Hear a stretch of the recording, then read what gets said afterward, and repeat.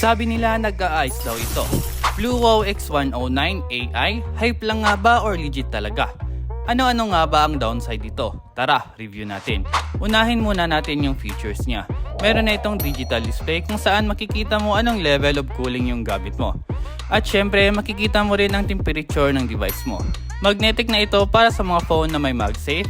Meron ding clip if gusto mo lang i-clip lang. At meron ring magnetic sticker kapag gusto mo naman i-magnet lang kahit walang MagSafe yung phone mo.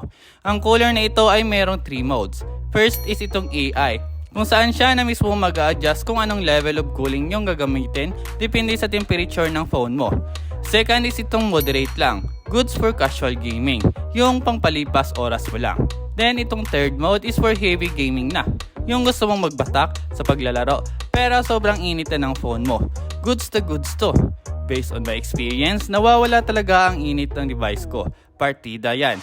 Tablet pa yung gamit ko na sobrang laki. Paano pa kaya sa cellphone mo? Tara, sa downside naman. Ang downside ko lang na nakita is umiinit yung phone cooler. Normal lang nga ba ito? Comment nyo nga.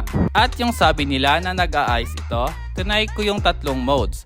Pero wala naman. 10 minutes each mode pero wala talaga. Comment nyo nga paano sa mga nakakaalam lang.